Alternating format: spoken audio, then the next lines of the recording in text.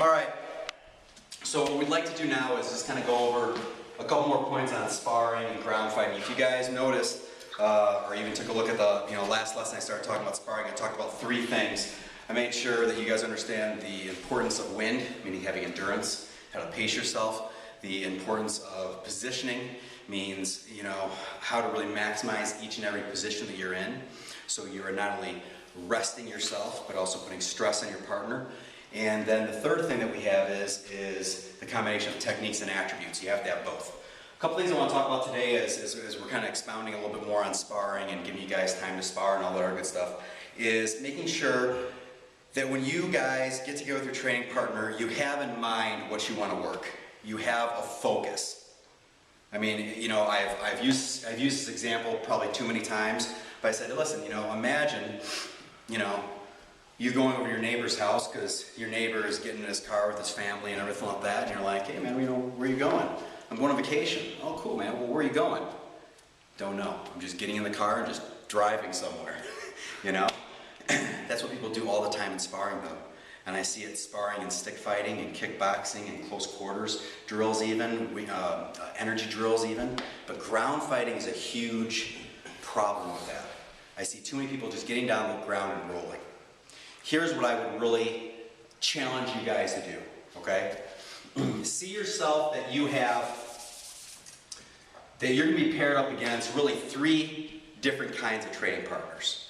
You're either going to get somebody who is better than you, okay, equal to you, or has skills that are under your level. Everybody with me on that? Okay? All right, that you have those 3 kinds of people. And let me just say before I go any farther that if you just met the person, you may not get that idea.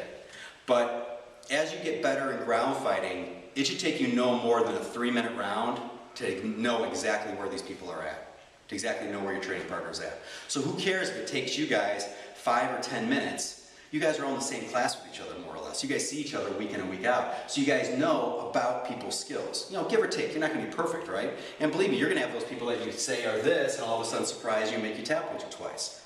But you're also probably going to get those people that you probably make tap once or twice. But here's the point that I'm trying to get across to you guys just for today.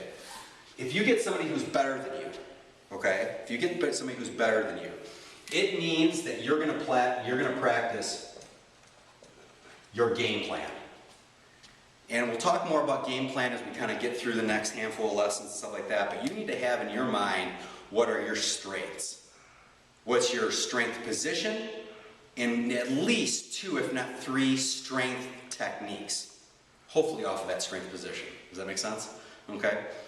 If you get somebody on the other end here who is less better than you, you need to make sure that you find a way to handicap yourself. Now, what do I mean by that? I simply mean that you're going to limit yourself by whatever variables you want. You can only be in inferior positions. Maybe you can only work in one position. Maybe you're only going after one particular move. Okay? Maybe you handicap yourself by saying, you know what? Every 15 seconds, I'm going to try a move. And chances are, if the person's not as good as you, guess what? You're probably going to get a good percentage of it. Does that make sense? Okay? But here's the kicker. If you get somebody who's equal, because I see this happening a lot, okay? All right? What I really want you guys to do is to really communicate with each other. And I'll talk a little bit more about this as we kind of get through the next handful of lessons. But if you find somebody who is definitely around your level, you need to communicate with that person on what is the intensity, what kind of goals you have, are there any kind of drills you're going to focus on, is there any kind of techniques or positions you're going to focus on. Does that make sense? What I don't want you guys to do is just get down the ground and roll. Find out where you are at, and off of that, then once again, decide kind of what your focus is. Does that make sense, everybody? Okay? All right, so how we're going to close on up just real quick. I'm going to give you guys a minute. I'm going to pair you guys up. You guys got it.